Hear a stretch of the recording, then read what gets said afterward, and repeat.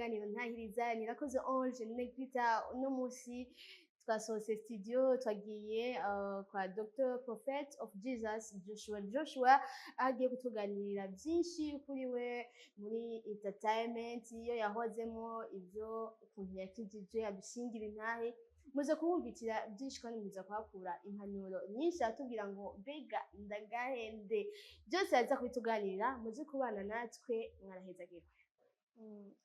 Mumeze neza tunakwakiriye mu kiganiro ntahiriza. Murakoze cyane Imana ibamugisha. Ego ni ikiganiro gisanzwe kiraba ahanini entertainment n'abahoze muri yo cyangwa abayiguye kure gatoya. Bamwe bakuzi kuri Sugujay abandi bakuzi ku zina rya Prophet. Mu mazina yawe y'ukuri cyangwa y'abavyeyi bakwise nayahe? Amazina yanje bita y'ukuri nayo nyene ya Prophet of Jesus ariko ku karangamuntu nitwa Nduwimana Didier. Niko nakuze nitwa niko no kuri passport handitswe. Mbere yuko tujya kuri Prophet katubanze tuje kuri Sugujay. Sugujay ni izina ryaje gute? Igihe twatangiye kuririmba ariko araba movement muri Tanzania y'abaraperi hari umuntu yitwa Sugu niko yarazwi basanga abana benshi nga biyita iryo zina hama uko imisi igenda mbona ko ryari rikwiye bivanye nuko nabaho icyo gihe kuko Sugu bisigura umugararije umuntu abigumako umuntu naho mukuramo atobivamo finalement rihinduka izina hama Jay ni Jay nyene hama mu nyuma za amazina menshi burya banyita na Obama banyita Tishio kandi amazina nyene y'umuntu ariko arakora ibintu ugasanga arabivangatiranye na benshi na byinshi. Sugujay twe twabyumvise kera tukiri bato mu ndirimbo twavuga yuko kwari ukugaragariza ko utazoshobora kuva muri izo ndirimbo mu kazi k'umuziki. Sugujay barikoresha gute? Narikoresha nk'umuntu atarekura kandi narondera ikibanza ca mbere uko bigenda kose cange n'igihe ntakibonye nabigumamo yari Sugu birumvikana kuririmba ari mu bwibone bwinshi cyane cyane yageze ko ndirimba rap ariko kandi nivyo koko sinari nikekana gato uko nzo umukizwa nivyari kunca mu mutwe kuko sinemera na gato abantu basenga nabona ko arababeshi. Dusangiza intahe yawe gatoya kumbure kumbonesha kure yacu nta ntahe ya Sugujay twari dufise dusangire izina Sugujay nico arikoresha n'akazi wari ukora muri ico gihe n'ukuntu wagakora. Ivyo abantu batari bazi nivyo vyinshi yego ivyo bari bazi yari Sugujay Tishio yaririmbye I wanna live with you na Rick Dog yaririmbye Amida ndagukunda na Dr Cloud yaririmbye Demka Sababi Shaika Waso na Farias yaririmbye indirimbo zitandukanye n'abantu batandukanye ariko kandi yamenyekanye mu ndirimbo nka Leo soka amajana kesho soka amareo mambo yanabadilika imisi irasa ariko ningana yamenyekanye mu zindi ndirimbo nka maisha haya na 20% yo muri Tanzania n'izindi na Arafro indirimbo zari nyinshi. Uwo rero niwo abantu babona umuntu yaja mu mashow ariko hanze y'ivyo yari umwana mubi. Vuze umwana mubi yari umuntu agendera mu geso mbi zose zishoboka. Uyo Sugujay yari umusambanyi cyane. Uyo Sugujay yari imborego cyane. Uyo Sugujay yari umuntu wa rumogi cyane. Uyo Sugujay yari ukorana n'abapfumu. Ivyo ukorana n'abapfumu nivyo benshi batari kubona kuko nta numwe abivuga n'ubikora. Kandi kuba ndiko nshinga intahe simvuze ngo abaririmbyi bose barabikora.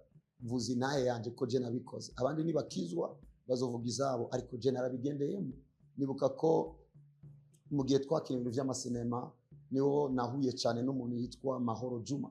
Mahoro Juma yava mu muryango papa we yari umupfumu mushiki we yari umupfumukazi n'abandi bavukana hama tutangiye gukina hamwe isinema yari umwe mu acteur nanje nari mu acteur nuka ko bwa mbere twaranashwanye kubera ibintu by'intambara z'abakobwa zakoze ba muri yo group ariko munyuma tuba inshuti atangura kunjana kumushikiwe nibuka ko ari we yankoreye ibintu bitandukanye cyabere nibuka yankoreye yari icupa bita ngando nimbari what's niho kizina neza ariko ryari icupa bo bagitanga crocodile ririmo ibintu vy'imiti bavuga ko iyo ndabikoresheje ngo vyatuma ntera ubwoba abandi munyuma njana kuwundi yari papa wiwe ntakiriho ndabivuze ko papa atakiriho ankoreye ico bita kano yari indi icupa ryarimo amagufa y'abantu ivyo se nivyo nabamo ibintu vyinshi cyane bibi kiretse ivyo igihe nabwiye South Africa mugiye South Africa najyanyeyo na T-Max twari tugiye gukora concert mu bisanzwe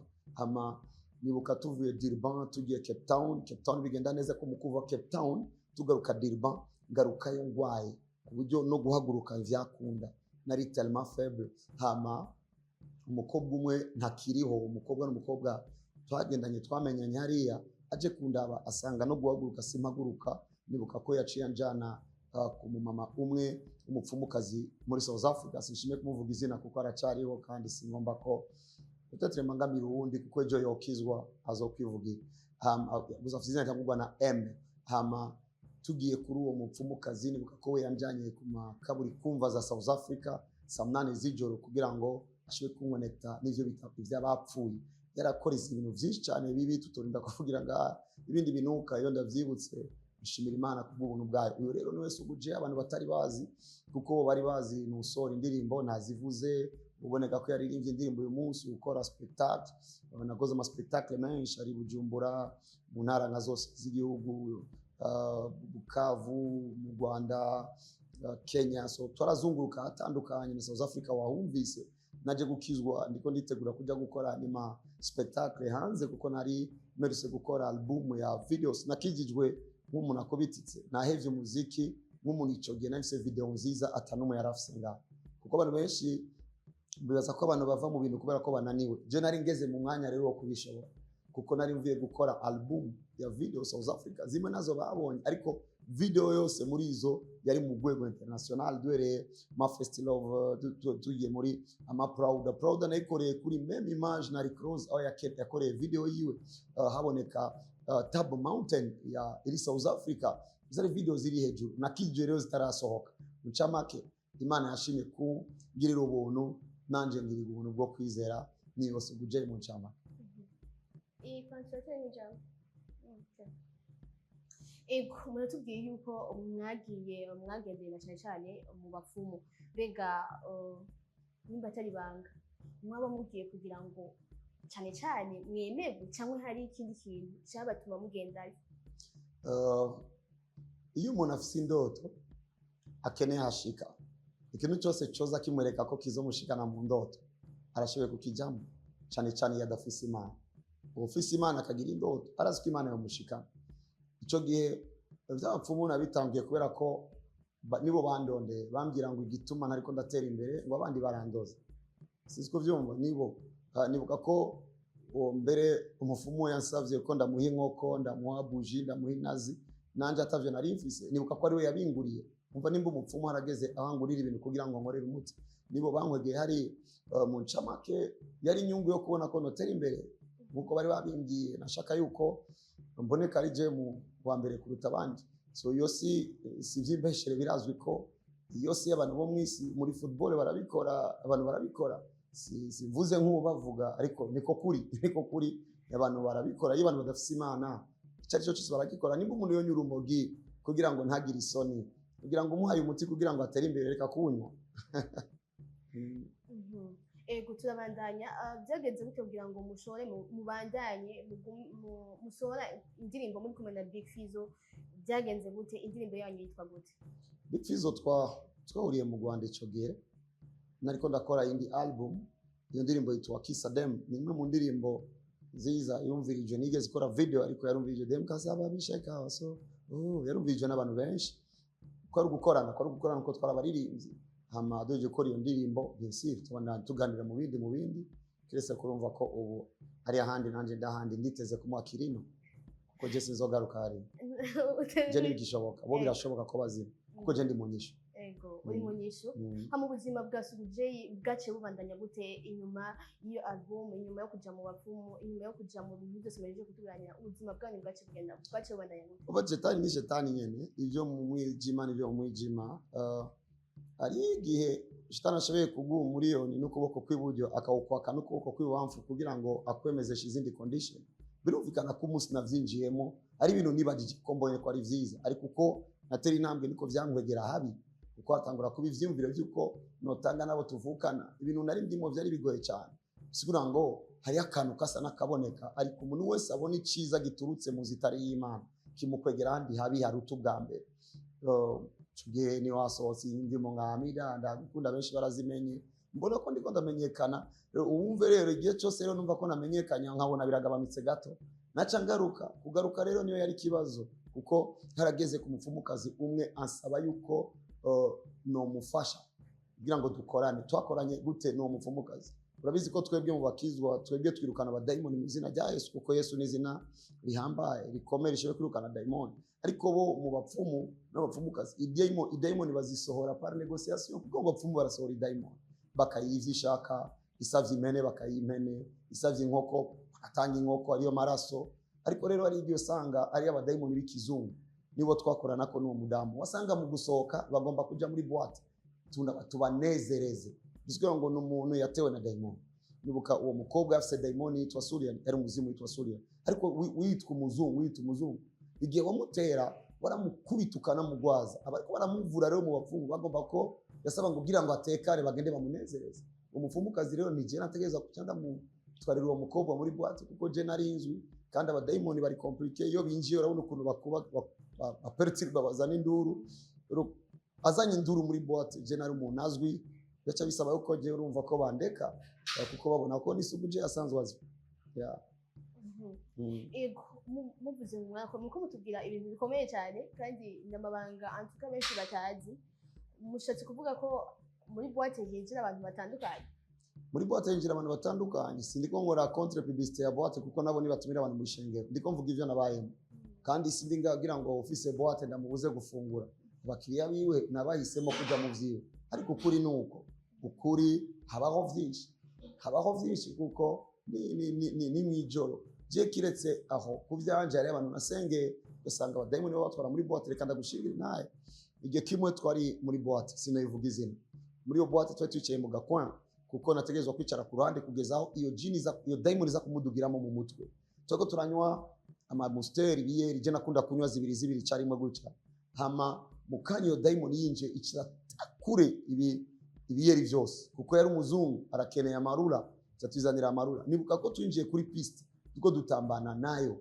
urumva yo ni mwe mumbi yo ni dayimoni irabona zigenzi zabo uwo munsi hari umuntu yamamaga yambira ngo suguje bana wazanye umwana w'umuvacancier kuko yabona atamba techno nk'umuzungu ibaza ngo niwavuye iburaya uwo mukobwa nigeze amenya iburaya ariko dayimoni muri we ni ari kizungu yatamba nk'umuzungu urumva ko habamo vyinshi ndemeza ko habamo vyinshi kandi vyinshi cyane murakoze cyane mbega tumva ko ubwo buzima wabubanyemo igihe kingana gute ko ari ubuzima bushaririye cyangwa bukomeye wabubanyemo igihe kingana gute je natangiye gukora indirimbo mama wanje akiriho natangiye kugira dance ari muri 2002 ntangura gukora ama instrumental imyaka nakoze indirimbo yari nyinshi je nakije muri 2012 imyaka nakoze indirimbo yari nyinshi imyaka baba 10 ariko cyane ivyo vy'imiti ubona vyinjiyemo nk'imyaka 7 ya nyuma imbere ko nkizwa niho nabibayemo cyane nibwo ndavuga ni incamake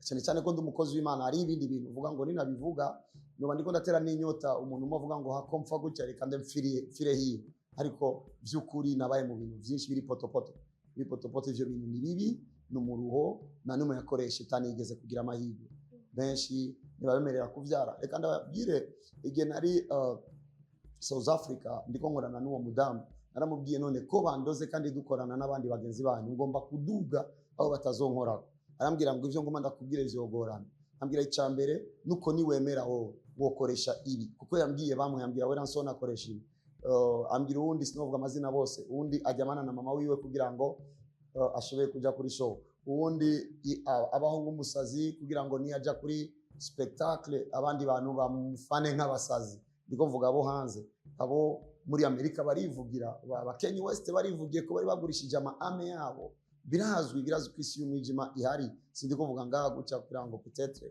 ntuma abantu bareke gukunda baririnzi babo sivyo ndimo nimba umuntu aririmba kugira ngo anezeze abantu babeho nimba ari uwo munezero wabo twebwe umunezero wacu ni Yesu Kristo ariko ndiko ndavuga ibintu fise kwintahe nzi neza kuko narakoranye nabo n'abandi ngaba bataragera no mu rugo rugezo gukuruje nangiye gukorana n'isi n'umwijima bisigaye ngo ndiko mvuga ukuri nzi ambwira ngo je kugira ngo dukorane yayi ama condition imwe yambwiye ngo je uri twakorana ninagaruka mu Burundi niyo yari objectif uvuye South Africa ndondera inzu nini hama ndondera icyumba ndagishiremo serikeye cercueil isanduku kugira ngo zori ndayiryamamo 3 jours imbere yo kongera muri spectacle ngo mbeho nk'uwapfuye. Umva ko yari potopoto, ni byinshi, navuze ko ari byinshi cyane, ariko Imana ni nziza.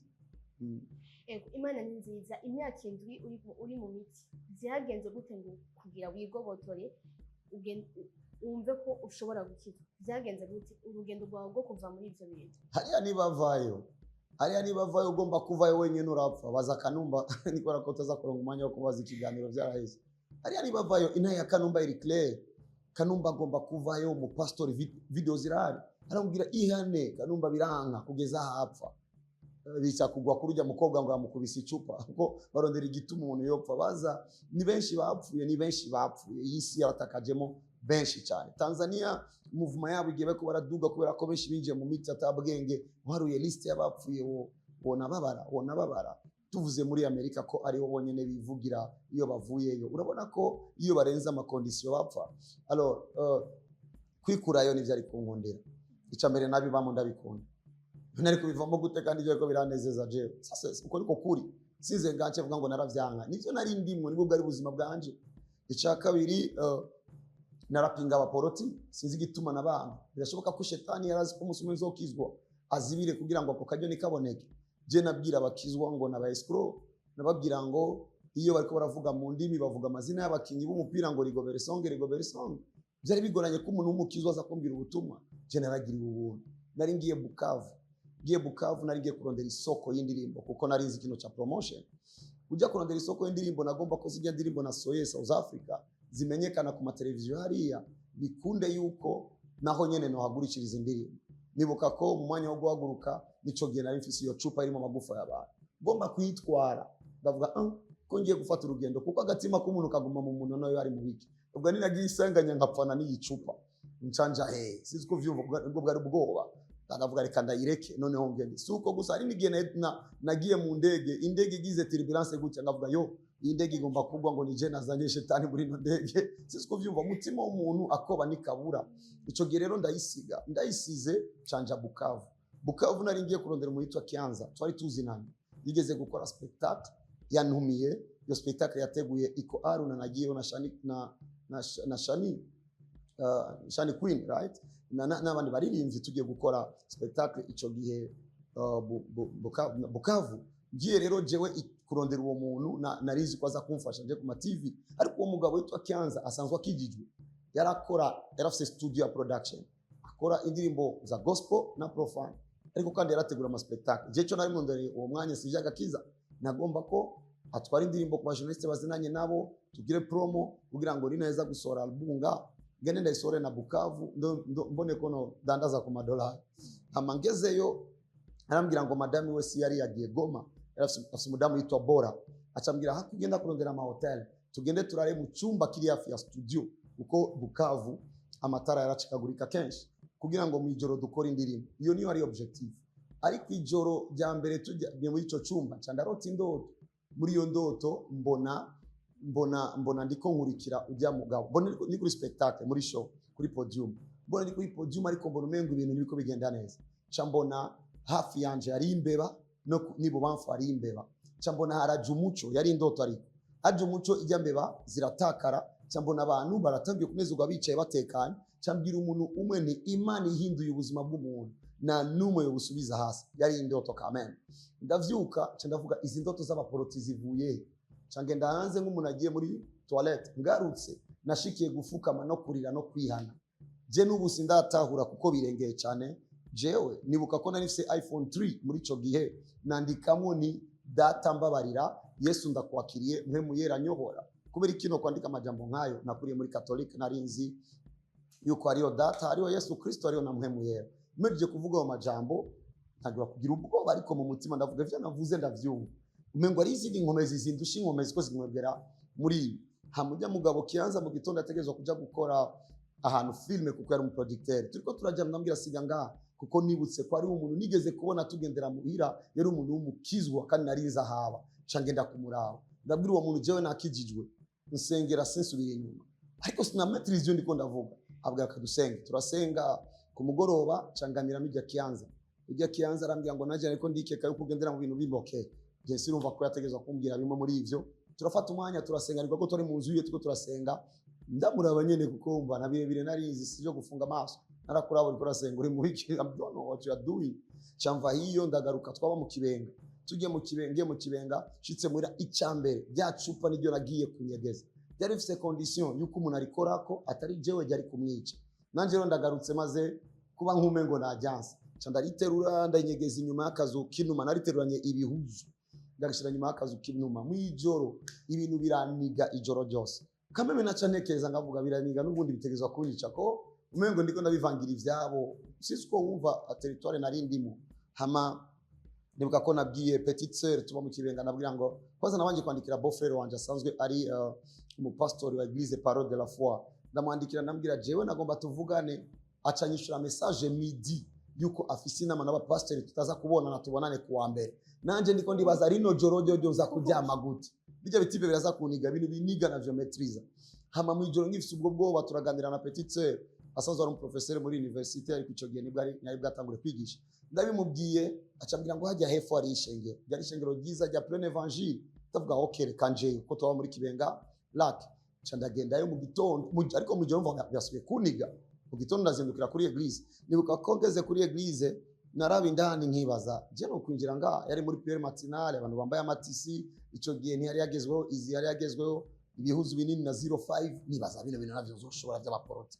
Ngomba kubandanya ngaca nibuka ko ari ibintu biza kuniga mu ijoro, ndavuga reka mpfe kwinjira byo baza bamfashe ngabanye zino catch niko ndahura nazo, ibindi zo bimenya mu nyuma. Cyane yicarira inyuma guca arigisha baraheza, acahaza uwari umudiakoni yitwa Guillaume, ndavuga amazina y'abantu bamenye ni nahe bashoboye kubaza nabo bantu bibaye ngombwa. Uyu munsi witwa Diacre Guillaume ni umupastori mwishengero Gitega, aje ansangaho nicaye, arambwira ngo ni sawa nafise Madrid ya mahereni suguje nyene yarazwi nguronderane. Nambwira je ndondera umupastori wo ngaha kuko numva kumenga ibibazo vyanje bisaba ko umupastori nyene akomeye, umugangi nyene aranahaze, nahize ko abantu bonze twokuruka na daimon.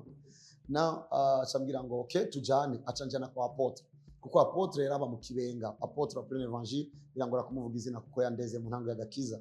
Hama aranjana iwe, dushitse dusanga yagiye, tuca duhura na mama apotre. Mama apotre ndambwira jewe cyo nshaka isi icupa muhira baze bamfashe bariturire, ivyo gukizwa je nabivuze kuva hariya, Yesu mbabari data mbabarira, Yesu ndakwakiriye mwe mwera nyobora, ivyo nabivuze je ndakeneye ko bamfasha kuri iryo cupa.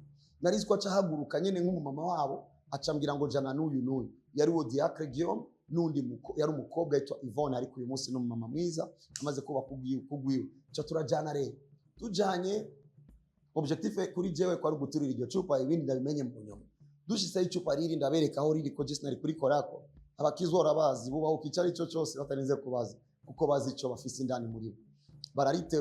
Bariteruye je nagendera kure kuko navuga ni nabona ari bataye hasi, je ca niruka kuko mva wabarungitse ni mama wabo je n'ibindabo, ariko mbona ntaco babaye. Tugeze kuri église mbona baratanguye indirimbo, baje bafata irya cupa bararimena, ryari cupa tujya ducupa twa whisky duto nituboneka, nito ducupa gerageza ukarondera nakubona kuko tugugwa menshi kwa pfumu.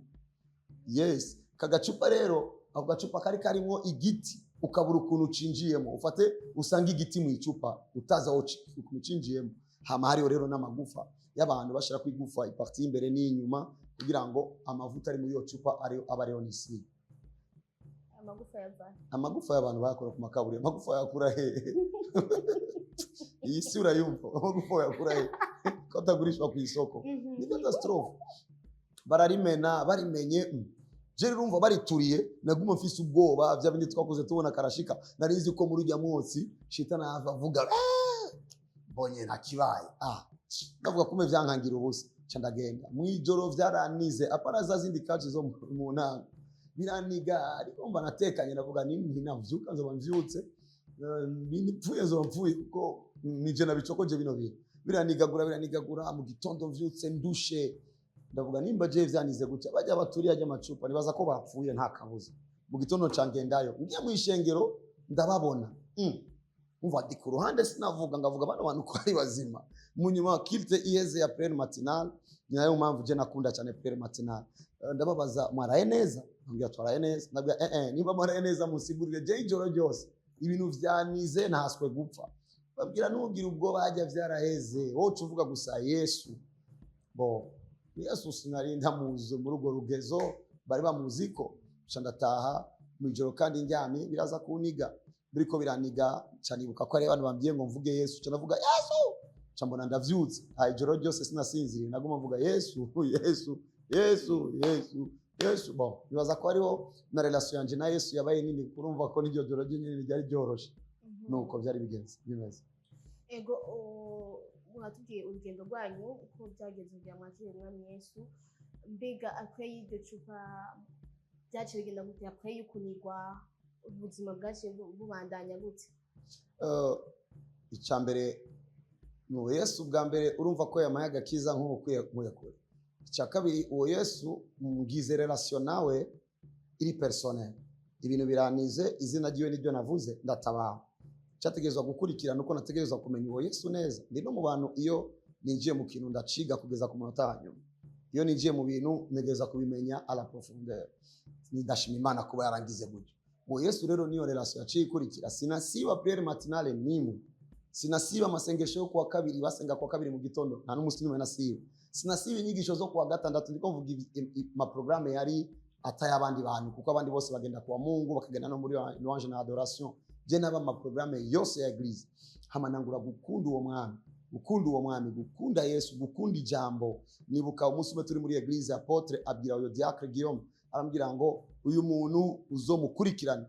Uyo diacre Guillaume yirigwa muhira, bisubiza ngo nigiye ntari muri eglise nari kumwe niyo diacre Guillaume, yarambereye umugisha pe, I'll never forget. Yaza buri munsi muhira akazana Bibiliya, tugasoma Bibiliya, tukajana bakajana kujya kuri abandi bakristo, nkajana nabo nkabona ukuntu bakundana, ukuntu babana mu maserire, byose bira ni impressiona. Ubuzima butangura kuba ubwo rero bw'iyo relation uko rero relation yagenda, kandi ndi mu bantu bakunda ibintu bifadika, batangiye kwigisha muri eglise ngo izina ry'Yesu abagwayi barakira. Je nacanja kurondera abagwayi ari agakaratse bita kidehure, nakunda kuja mu ngaca nsengera umugwayi, ejo ngagaruka kubaza nkumva ngo yakize, nkabona ko ivyo bambwiye nivyo. Ico gihe niyo nasengeye umukobwa yitwa Shadia, karakana gato, mvuye kuvuga ubutumwa mu kidehure, mbonye abanzaniye umwana muto atavuga, akiri urukonda, ameze uko ameze. Hama baramuma, ukwizera kwanje kurambwira ngo vya bindi bambwiye ko abantu bakira mu izina rya Yesu arakira. Ndamusengera hama nangura kujya ndamukurikirana. Nibuka ko namuguriye n'agapuspusi ko gusunika, ndamusengera uwo mwana yarakize, uyu munsi ariga kandi yaranakuze. Umva mbonye ivyo vyose byace bigwiza iyo relation. Hama ikindi cyamfashije cyane ni nukuntu nigishijwe n'indi dimension abantu batamenyereye. Je nigishijwe mu rundi rugezo namwe mu yaraje naragenderwa na ndabita abamarayika, ariko sinukobesha ko uwo munsi nabita abamarayika, ko navuga ni ibintu bingendera. Gaca numva ngo soma Bible, uzosome iki gitabo buri munsi chapitre 3 nangura kubaho ubwo buzima, chapitre 3 mu gitondo, 3 mu ijoro, nirigwa mu nzu. Je nasanga ibitabo ku gitanda nkazeho cavuye, soma ico gitabo kikamera igitabo cy'umugisha.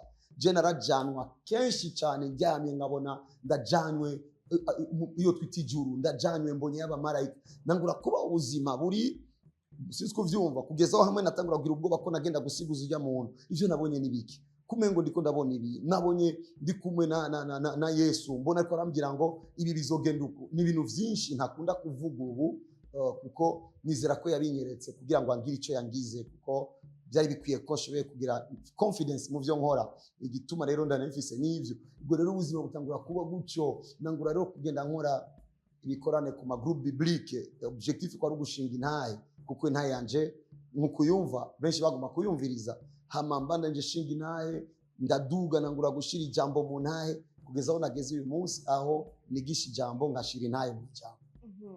Mbega kuri bagenzi bawe mwahorana aho hirya, nkuko bavuze ngo aho hirya, babandi mwakorana bijya byavuye bihera gute?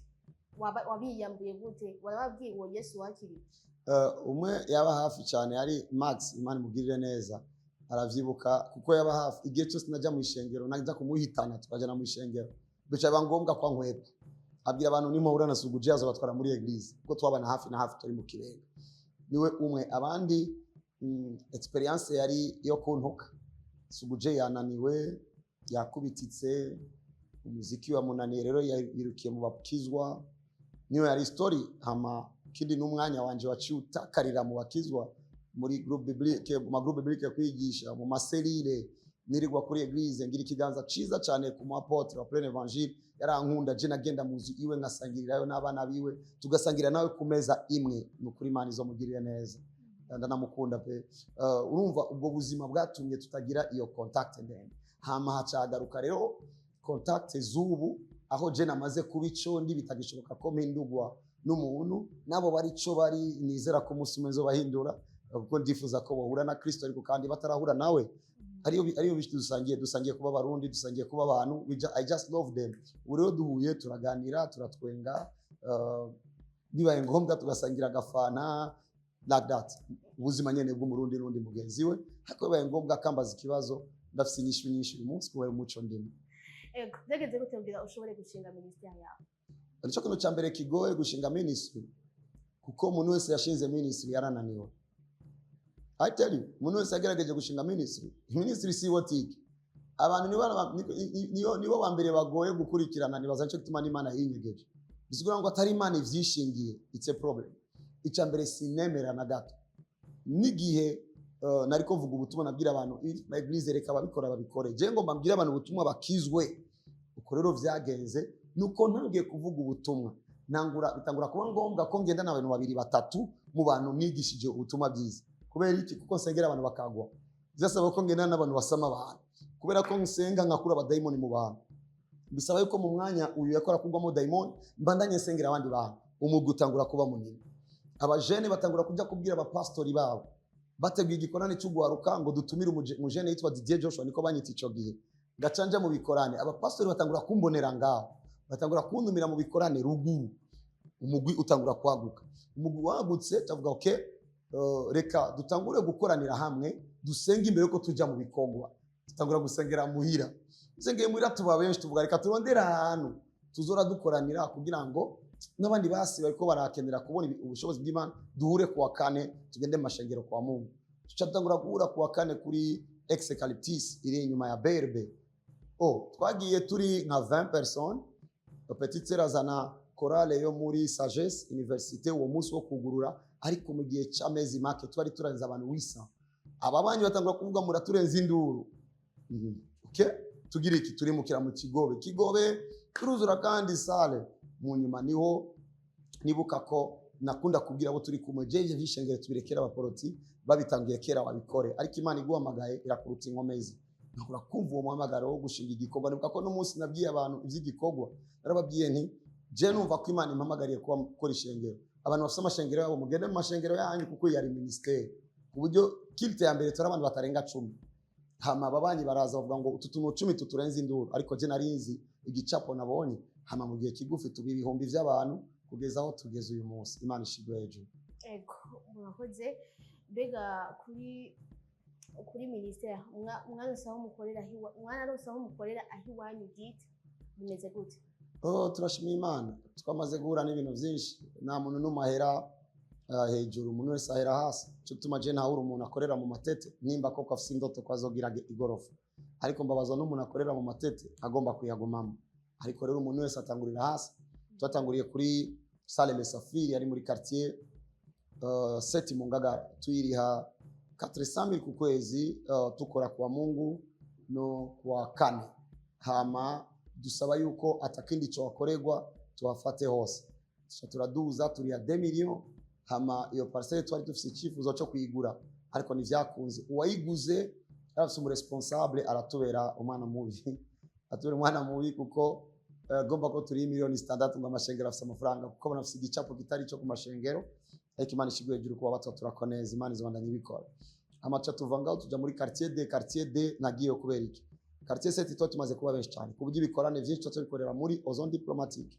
Mbonye uko twicarageza kwibarabara kandi influence yabaye nini ko ndi mu bantu bakurikirana cyane muri internet. Nangiye kubona amafamiye avi Buraya aje gusengerwa. Ndavuga kantu sikeze turondera ikibanza ciza, twubaka ikintu ciza, hama n'abandi nibaza nibabone kumenga Imana yacu nacimaze, ariko kandi no mu gihugu cyacu ni vyiza biri. Niyo narondera ikibanza cyari hafi y'ishure, ndakora amasezerano na body y'ishure, comité des parents, byose mu muco yabaye couvert na ministère ya education. Kubera iki? Kuko nabona hajya twakorera turi ya 2 millions ku kwezi, usanga mu mwaka ari 24 millions.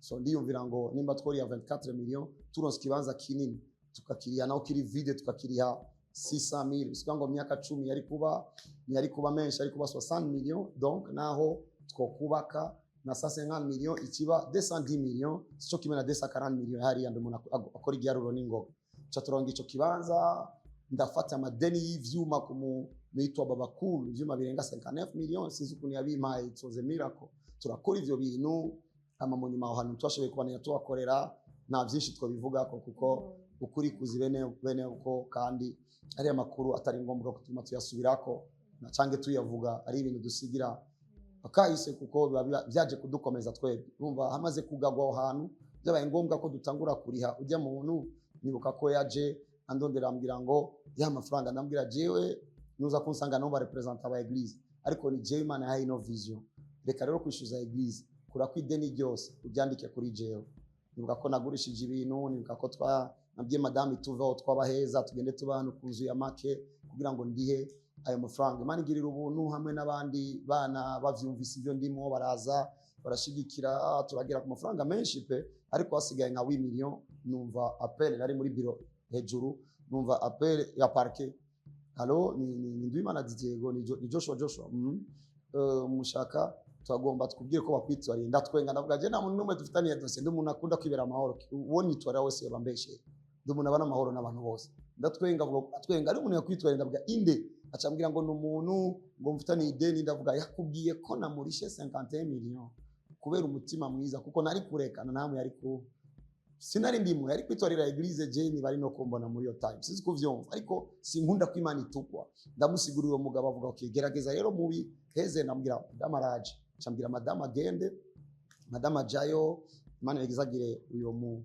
judge kuko baganiriye nyene nk'umuntu mu responsable yumvise iyo karavuga kugira ngo nibe birebire mu biheze kandi uwo mugabo yatwitwariye peut-être afise raison kuko no yari mu businessman yagomba kuba muri ariko je naze gusoma umuco w'ivyabaye umva ko ibikorwa vy'Imana harimo ibintu vyinshi duhura navyo hama madame arasinyana nabo ko tuzakuriya 4 millions par mois ukwezi kwa mbere tubaya 4 millions wa kabiri nayo twaronse turiya 2 millions turabasigurira turiya 2 millions turaheze iyo demi hama mu nyuma tuja gukorera ajya mu kinama hari iwabona ariko adatabukwe famille na madame hama mu badugezeyo Imana igirira ubuntu ndagura so we have a place turakorera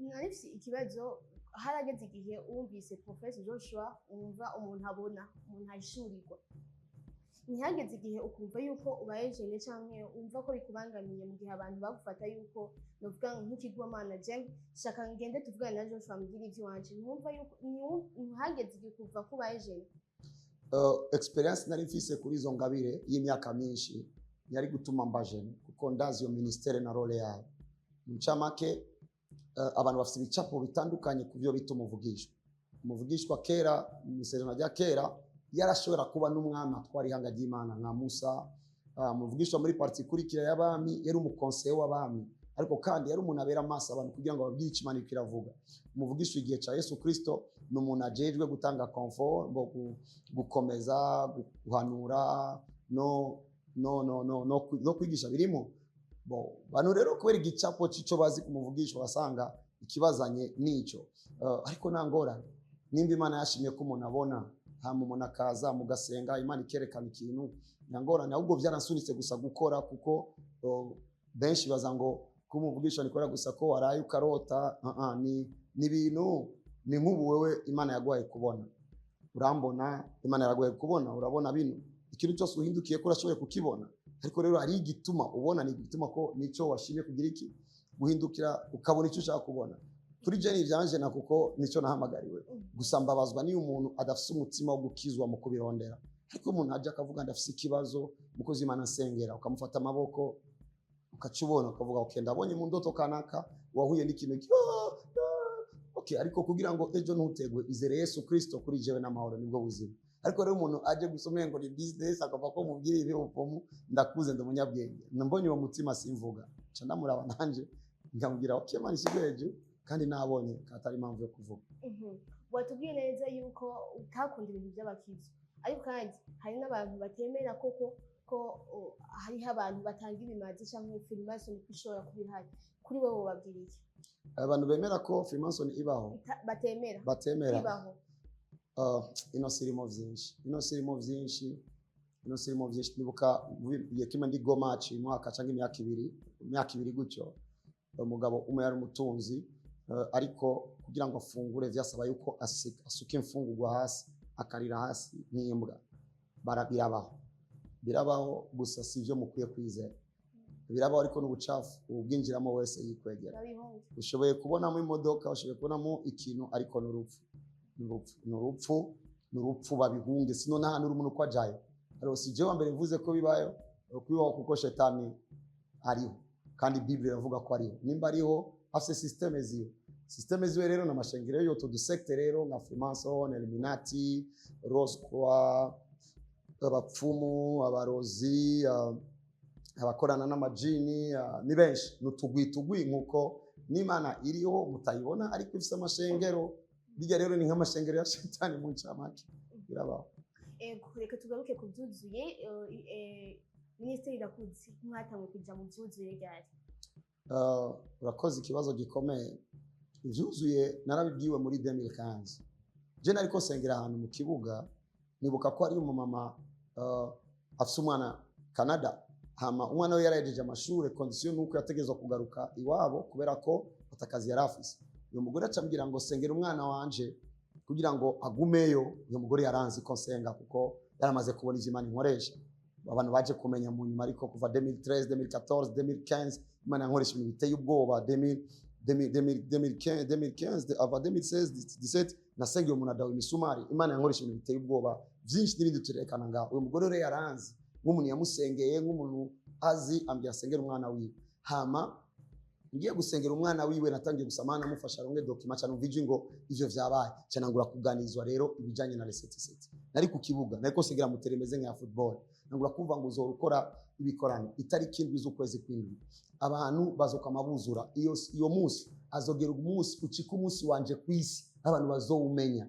ubyigwa ibintu byinshi Imana ikwira kuganiriza burya nanu mataganizwa n'Imana ibindi tuvyita ivyo twaretse ariko iyo biciyemo tuvuga ngo Imana yarambiye bikubwiye ngo uri kurumva ijwi Imana nizanga kaboneka gutya mwananje isho kuganiza mu cyumviro isho kuganiza mu ndoto isho kuganiza muri impression ukumva umengo ni ngombwa kubikora ni force kurenge rero mu buryo Imana ikwiranganiriza ndavyakira mbo byamama ndamubwira umwana wawe aremerewe nibuka ko Imana yamucira inzira mu mama no kwinjira mu ntayi yiwe hamanangura rero kwiyumvira uwo munsi 2015 irarengana 2016 nibuka ko twakoze igikorane kuri ETS Kamenge mu kwezi kwa mbere kiba kinini 2017 le 77 turifuza gukorera muri terrain basketball Gitega ko twagomba dutangurire Gitega turayibura kubera ko ariyo match turarondera ibibanza mu ishengero turabura cha turonga ishengero gitwa Maranatha ryari rito cyane ariko bapanze mu rupango runini cha dufata urwo rupango nyene le 77 rero 2017 dukora igikorane cyabayemo ibintu bikomeye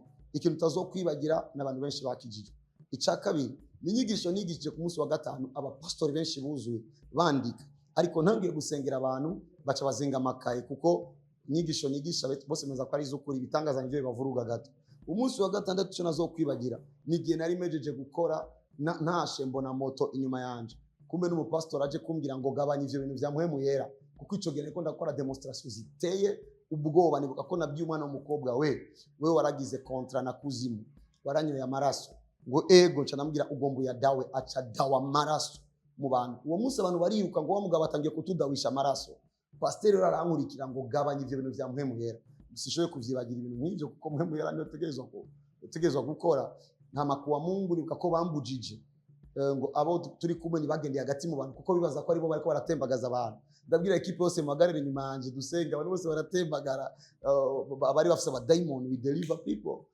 niyo cyari gikorane cya mbere cyatambye 2018 naco twakoze kuko le 77 2018 naciye ngira mariage urumva cyabaye gikorane ikindi gikorane cyiza cyavuyemo inyungu nyinshi le 77 2019 turagikorera muri Eglise Quartier C 2020 tugikorera muri Ozone Diplomatique ni naho natanze agashimwe kuri Eden Banga mu bijanye n'amatrofe kuko ubwa mbere cyari gikorane gusa acagenda hinjira y'amatrofe uyu munsi biba ibintu binini aho bigeze bitabwe kumenywa n'abarundi bose turizera ko bizomenywa n'isi yose tuza ku munsi umwe izoba congé national et international de 77 ubu munsi w'Imana kwisi twagiye muri Ndagahende inkuru ya Ndagahende yagenze gute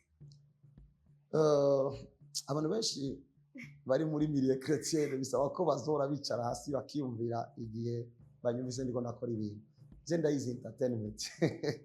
Niye no entertainment. So nishoboye kwicara ngaha uvuge ngo Yesu n'umwami, wagira ikinyamakuru na kimwe kiza kubwira ayo makuru. Ariko ari ikintu ushoboye guhitamo ubu nkavuga. Bagaca bakata video, isi yose ikaraba video, so bavita provoke reaction. Ubwo rero bibaje ati Joshua adukurikiyemo kabezi. Kabezi yasubiye hariya muri bya bintu mu kabezi. No. En fait, icyo bita base abantu ni kudatahura. En fait, icyo turondera twebwe nuko Yesu avuga. Yego abantu babonye igihe bavuga ngo yavugishije ibitari ivyo, deja uwavuze ko navugishije ibitari ivyo yavuze nk'umwana. Kuko sinigeze vuga ngo Imana iravuze ngo ndagaya Rivera, navuze akandagahende jewe. None si centre yo gutanga. None ubu ndiko ndakora iki? Ndiko ndadutanga. Tumodoka. So babandanye banywa ivyo ubundi munsi zobabwira ibindi. Gusa abantu bamenye ndagahende n'ijambo ryatanguye uyu munsi narivuze. Amakuru uyu munsi ndio jambo rimaze kuvuga abarundi benshi. Kirese mwaramutse. Nibaza ko aryo rikurikira. Ndagahende itunganize gute mu byuzuye? Ndagahende na kamodoka mu camako mu bise ndagahende nibaza ikindi nibaze ko buri munsi tuzobandanya dukora ndagahende bise uzotanga urupango bizokwitwa ndaruhende. Donc ndagahende na kamodoka tugomba dutange ku muririmbyi wa gospel. Icyo dushaka twebwe tugomba ko gospel itera imbere. Nari nabwiye abantu n'ukuntu bizogenda no tuzobikorera, ariko uyu munsi ngomba gutanga umuco wagutse kandi mugize neza cyane kuko arakino ganiro natwe. Muri iyo programme yitwa Ndagahende ni ivyuzuye award isanzwe iba mu mwaka weze yarabaye, igihe Nikulta yatwaye moto yarabaye, ubu yiswe Ndagahende kubera ko natanze imodoka, ariko yitwa ivyuzuye award. Kuba muri iyo award iza gutanga imodoka nabajije abantu ngo akakamodoka Ndagahende bituganijwe gutya, abantu nk'ubu baza kuraba kino kiganiro bakaca bandika gahe kanaka ayo mazina yose bandika nga mu post yanyu. Twebwe turiko turayandika kugeza le 20. Tuzofata ahantu hose twakoze ibiganiro, abantu bose twahaye post kuko tuzotangana ama post batwandikira. Cyo dufata ayo mazina yose, cyo tuzana ku binyamakuru dukore conference de presse tubabwire murabona rero abarundi badupropose yuko twogaha umwe muraba, ariko twebwe nitwobaha bose tuce turindira imisi 10 murabo bazo badupropose abarundi bose bajya bariyimvye bikonfirme jewe nzobibamo kugira ngo cyo tuza rero na list y'abakeneye kuba muri iyo competition. Cyo tuyizana rero kandi mu bantu ku ma platform, hama abantu batore, abantu bazotora kuri 25%. Cyo dufata ibipapuro twandika amazina y'abazoba barimo, tubidepose mu mabiro y'abapastori bakroshe ku muntu umwe kuko abapastori barajeje abaririmvye biharugwe kandi indi 25%. Cyo dufata ikindi gipapuro twandika amazina ducishe ku baririmbyi batore ibe 25%, indi 25% ni jiri. Hama le 7 mu gikorane kizobera mu kinama gisanzwe gikorane giteye ubwo bacuzemo gukira ibitangaza ijambo ubuvugishwa n'abantu bamenya ko Imana ivuga. Ajya n'abantu bamenya neza ko Imana ivuga kuko babizi ubu n'abantu basengeraho sengeshereza, ariko kuri stade barabona neza amamagara abana amazina, barabona mbwira abantu ubuzima bwabo, barabona mbwira umuntu wewe uri ngaho wewe barakugize ukuntu, barabona ibiba barabizi. Imana yakundana. Hama le 7 izo bagusa gikorane bazoba bakijemo kugira ngo bakibamo gukora abakozi b'Imana. Hama le 12/7 cadukorera kuri Odeo Palace. Ubwa mbere twagomba dukorere kuri Source Dini, ariko ikibanza twabaye tukigifata kuko twagize retard yo kuriya uburyo bwari bwaboneke. Umwanya bwabonetse twasanze bahafasha. Imana ishigwe hejuru, izikora byose ni byiza. Ubu rero tuzekurira muri Odeon Palace le 12 kuva saa 10 niho azoba gutanga akamodoka kazoba kari hajya uzogatsindira nimba zoza n'amaguru azotahana imodoka. Turiyumvira tuti ko dukoreye abazwi aba batazwi bo tubirengagize, none wace tuvuga reka dukore ayindi y'abataramenyekana. None ubutaramenyekana umumenya gute ngo umuhe imodoka? Cha tuvuga reka dukore system. Niyo twakore system yitwa system yo mu kwezi kwa kane. Mu kwezi kwa kane bararungitse indirimbo, bamaze kurungika indirimbo tuca turaselectiona 28 mu barungitse, tutoramo 14 za rap na 14 za R&B. Twanse kubivanga kugira ngo peut-être nta murutu kubera ibi dushyira amakategori kwayo. Hama tumaze kuronga rero izo 28 nizo dufise ubu. Twinjire rero muco bita mu kwezi kwa gatanu. Mu kwezi kwa gatanu bazora baduga ku musozi, baririmba imbere ya jiri, bigishwe bijanye n'umutima wa worship, bigishwe ukuntu basengera igikogwa. Hama indwi ya mbere tuce dufata video jiri yarure 70%, tuce dufata ama video tuyazane ma platform, abantu batore muri abo bantu. Hama abazoronga amanota make babiri bavemo. inzu ya kabiri amanota make babiri bavemo, inzu ya gatatu amanota make batatu bavemo, dusigarane indwi ba R&B n'indwi ba rap, cyo twinjira mu cyo bita ukwezi kwa gatandatu. Ukwezi kwa gatandatu basofisa akazi indwi ya mbere kubatwara ahantu baryoherwe baruhuke, ni turekana Burundi mu camake, tugomba tuzagende rutana cange ahantu ari hose muri tour, donc ibe nk'ahantu bagiye kunezerwa, barabibira ibanza vyiratiro, izo bari kwa gatandatu. Hama wa gatandatu w'indwi kurikira bashoboye guhura n'umukozi w'Imana cange bagende muri studio, kuko twifuza uko bohura n'umukozi w'Imana cange umuntu ahimbaza Imana, ariko kandi ko turapanga ko bosohora indirimbo yitwa ivyuzuye, kugira ngo ku munsi wa le 7 bazobe mu gikorano bwa mbere twavuga ko bazosohora indirimbo hafi ya le 7 niyumviriye nibacererwa kuyisohora, tuvuga ko baca bayisora mu ndwi ya kabiri, indwi ya gatatu nibo baca babonana n'umukozi w'Imana umwe wa kera, yindi ndwi babonane n'umuririmbyi wa kera abahanure, hama le 7 baca baja kuri podium baririmba iyo ndirimbo, abara yitwa ivyuzuye n'aba R&B yitwa ivyuzuye iyo ndirimbo. Hama le 12 baca bahagarara rero imbere ya public, mbere muri iyo concert niyo bafise umwanya mwinshi, bazoririmba tubabona 70% baharurirwa na jury, 30% ya acclamation du public. Hama wa mbere aronge 2,500 mu ba R&B, n'uwa mbere mu ba rap aronge 2,500, n'abandi bahabwa ubushimwe bufadika bivana n'ivyo zoba dufise cange nitwagira ubuntu abandi bakabibamo bakadushigikira, sino twe tuvuga ico dushoboye gukora kuri uyu mwanya. Hama bahejeje abo bose 14 baca barihigwa studio, bagende muri studio bakora indirimbo, hama indirimbo izokundwa cyane mu mezi 9 muri zo ndirimbo 14 nyeneyo azoca atahana imodoka indagahenderere y'abataramenyekana, hama cyo tubandanya n'undi mwaka uko nyene. Mwakoze ni ikintu cya mbere kibaye muri gospel, aho umuntu ashobora umukozi w'Imana ashobora guhaguruka atsinda gahende muri gospel nyene. Bega kuri babantu bavuga ati kubera yabonye ko muri profile batanze akamodoka nawe araje, ubwo ntihari abantu bazaba bibaza ati bega ni guhigana, ni competition, nk'iki ushaka kubabwira? Nimba ari guhiganwa nibo batangiye kuniga gukora ivyo nakoze, kuko nije natanze umuto ubwa mbere. Burya muri kino gihugu naho batabivuga, nije muntu wa mbere natanze ikintu kizimvye mu ndirimbo, hapana gospel gusa, natanze moto ndi umuntu ntari societe, ku muntu nta numwe yari bwatanga imodoka. Nimba rero bavuga ko ari ukwibigana nibo banyiganyire, Imana niyo yatanguye ibintu. Uwo mutima ufise wo guteza imbere gospel wawukuye? Nibaza ko icya mbere ni urukundo nkunda Yesu, icya kabiri ni urukundo nkunda abantu, hama icya gatatu ni ugutahura mfise. Bano bantu baririmba gospel baraduhezagira, jewe njyama numviriza gospel mu modoka yanje, ngenda numviriza gospel. Bano bantu bataronse ikibaherekeza sibo batakaje, nitwebwe dutakaje. Fata bose barabihevye, nitwe dutakaje. Kuri jewe ni umutima uko boronka ikibatera intege, ico ni kimwe cya kabiri, kugira ngo uduze indirimbo zigiremo inkomezi, nuko abantu bagira ico biteze.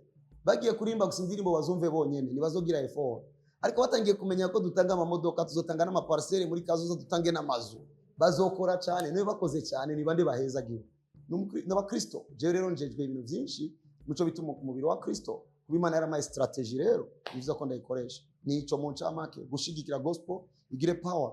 Ndabaye 3 ans 4 ans profane izo kwifuza kuririmba gospel, ibi ndabivuze direct, suko ndabifuriza ko baheba akazi kawo, ariko gospel izo biri hejuru kuta profane. Imyaka 3 deja ibiri gusa yonyene, kuko nimba ndiko ndatanga ibi, rega je sindi societe kanaka ikirakora ikintu ngo mwaka uza sinzo gisubiramo. Biro binda bikorana urukundo kandi wonshigikira rakomeye ni Imana, suko ngo bizobandanya buri mwaka. Nimba rero duhereye kuri ibi cange twahereye ku moto tugeze kuri ibi, ejo tuzotanga ivyo atanumara atanga, hazogera igihe dutanga amazu inyo tugiye. Rero kuri twebwe tugomba dutera intege abaririmbyi ba gospel, naco gituma ntumiye abantu baririmba gospel mu mwanya abantu baza kubatora bakazana amazina, nube mu bantu baza kubisohokamo, kuko ari igihe umuntu asamara akavuga ngo je sindagomba kubibamo, kuko yibagije gusa ko atazotwara imodoka. Ukabona iyo modoka uravye nabi, kuko twari turavye imodoka, turavye umutima wo guteza imbere gospel. Urashoboye kuvyanga ukanga kuvyinjira muri umuririmbyi wa gospel, ariko ejo uzokwicuza. Gituma mvuze gutyo ni kubera ko je ndiko ndabikora nk'ugomba kudandaza, nuko ejo abasanzwe bazwi batashize inkomezi mu kubibamo, uzoca mbandanya mfasha abatazwi kuko basanzwe bafite ishaka ryinshi, ariko babinjiremo n'inkomezi. Umutima wanje no guteza imbere gospel, umutima wanje nuko tugura ama espace kuri TV mbere ko tugura ama TV yacu, umutima wanje nuko tugenda ku ma radio tukababwira mushire gospel tuzokorana ukuntu cyo gutuma ni office iri. mu guheraheza ikiganiro cyacu wabaye muri byinshi, ufise ubutumwa ushobora guha abakiri muri profane, ufise n'ubutumwa ushobora guha, twumvise ko ushaka guteza imbere gospel, uri mu bakozi b'Imana bakeye biyumvira guteza imbere abaririmbyi, kuko benshi baridoga mbere bakanabivamo ugasanga bigire kwivugiriza mu makaraoke kuko mu masengero ata kintu na kimwe baronse. Nibaza ko ico kiganiro tuzogaruka kuganirako. Benshi tubabona muri karaoke kandi benshi bazi kuvuza, bazi no kuririmba. Ubutumwa mushobora gutanga kuri profane kuko urayimetriza, warayibayemo, wahuriyeho na byinshi, no ku bantu basanzwe baririmba gospel. Abambere n'abaririmbyi, ndaza aho muri uza aho ndi. Jesse ngomba kugerageza ngo menye aho muri musozwe muzi biriyo, muze kwa Yesu ari amahoro, kandi nazo kubuza kuririmba gusa zo gutumbereza, kandi aka kamukumve birashoboka ko ari bwo butumwa rukeneye kumva. Ubutumwa bwa kabiri ku bantu batarakizwa, hanze ya Yesu n'umuruho, hanze ya Yesu n'umuruho. Sinabitahura nkiri hirya, ariko nawe niwaza uyu munsi baza kubitahura. Icumba za ndavyinjiremo gute? Aya majambo atatu niyo nasubiyemo jewe, cyane cyane muri kino gihe tuko tuvuga ngo dukeneye umuriro abantu kuri Kristo, aho urushiwe kumwakira uvuge gusa data mbabarira, Yesu ndakwakiriye, mwe muyera nyobora.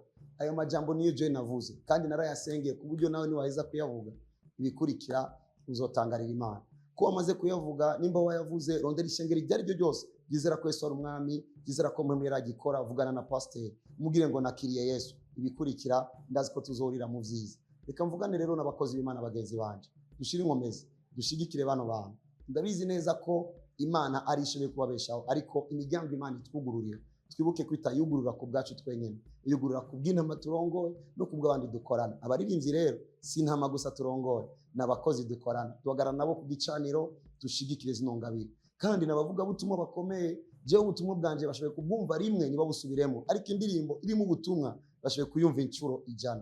Duherekeze ubutumwa mu gushigikira abaririmbyi, vugane n'abakristo, twuguruka amaso. Umuntu wese ari mu ishengero cyangwa ayoboye ishengero cyangwa ari mu gikorwa mu ishengero uyu munsi, ukibaza ishengero ryo muri 50 uri kuribaza muri contre-temps. Turi muri time ya internet, abantu batabizi, inyuma ya coronavirus isi yarahindutse, isi yarimukiye muri internet. Burya force nyinshi ziri hino, mutabitahuye bino muzobandanya muca urubanza, kandi mutaje n'umutima wo gushigikira, muzoba abapasifu, mubona badutuka mwicara mudavuga ukuri. Nitugomba ngo mutuvugire, ariko nibatuka Yesu andika musi uti naho mutabitahura Yesu niwe mwami. Mutahuye ivyo isi turaza kwishikiriza Yesu. Imana ibamugishe. Rero twashaka kumenya usigura ubutumwa nk'umuntu nyene yabyize, ego turazi ko mukawera kurongora, mwamwarize teology. Ubutumwa mvuga ndemeza ko ari mwe muyeranyigishije, kuko amashure nje kuyiga mu nyuma abantu bazi prophet bavuga ngo yigisha neza, ariko kameme ni vyiza yuko naho woba ufise imwemu, ufise no guhabwa na mwemu, ni vyiza kugira n'ubumenyi. Ico ni kimwe kindi. Ejo sinsange ndiko ndabalimite kubera ko arantu kanaka ngiye gukora conference naho nigisha neza bakavuga ni igiki cemeza ko wigisha neza, ugasanga ubaye limite kubera ko wagize ugusamara. Ivyo nivyo vyatumye nja mu mashure. Mu mashure rero nizi bitandukanye, ndiko ndiga n'ubu ndiko ndiga andi mashuri y'Abanyamerika ya nation to nation n'andi mashuri yo muri Kenya, ariko ijya doctora bavuga ubu ni doctorat d'honneur. Ijya doctorat d'honneur ni doctorat niyo trophée mubona ngaho, ni doctorat d'honneur. Ijya bayitanga kubera iki? N'abantu b'abakozi b'Imana bari basanzwe bafite amashuri, bagira hano baravuga ngo abacu batukwa n'abantu mu mabarabara kubera ko twebwe tutarekonesa ico bari mu mubiri wa Kristo. Nihaboneka umuntu akora ibi afite impact muri societe, akigisha neza ukuri, kuko Imana ishoboye guha umuntu ubwenge buruta n'uwize, akigisha neza ukuri tugasanga n'ukuri natwe dushingira inayo mu university, uwo muntu tuzomuhe doctorat ya honneur. Nitwabona afite impact muri societe rero batangiye kundaba bansaba bimwe, ndabaha page yanje, biroroshe kumenya ko nigisha byo cyangwa nigisha byo, babona ivyo nigisha, babona impact yanje muri societe iyo gufasha imfuvyi. Deja batabizi jewe ndi abanyeshuri benshi Minerval 3 bahejeje universite, natanze amakaye 290, natanze amakaye ku banyeshuri 290 bari ku ishure, nujije ibipapuro hajya by'abantu nasohoye ibitaro tutavuga, bariko bararaba izo impact niyo participation. Ivyo nivyo bibiri. Icya gatatu baraba n'umuntu atukwa cyane, kuko kuko bacavuga ngo hako abisi bon terme bakoresha ni hako ibijuju bidutukira abanyabwenge bacu reka twebwe tubaye honneur donc n'abantu kabaranshigikiye mu kuronge doctora n'ivyo mu ncamake baca bampamagara ni muri Kenya nayironkeye iyo doctorat d'honneur ariko ubu ndiko ndaca ndi muri bac ndiko ndaca maîtrise ya nation to nation maîtrise ngomba nandike nsigure bibiliya mu kubandikira sigura bibiliya bien sûr ukasohoke n'igitabo amacenca doctorat y'abanyamerika ashobora kuyakira muri Amerika canke ngakira mu bihugu bimwe biri ngaho ni vyinshi ndakunda kwiga ndabona ko mfite n'ibitabo ndiko nasoma ibitabo si vya gospel gusa ndakunda gusoma. Mwumvise byinshi, mwumvise ko kuja mu bapfumu bisaba ibintu byinshi, bisaba ikiguzi, kandi mwumvise ko no gukizwa Yesu afise ahantu akura abantu. Je nasuye gukizwa kandi numvise ijambo ry'Imana ndakizwa. Rero cyari ikiganiro kiryoshe kirimo ubutumwa budasanzwe, twizeye ko namwe mwakiriye ariko kurikirana mukiri mu bapfumu muve mukizwe, mwumvise ko atakiza kiri mu bapfumu, mugira aho muba mubahwe. Cyari ikiganiro ntahiriza.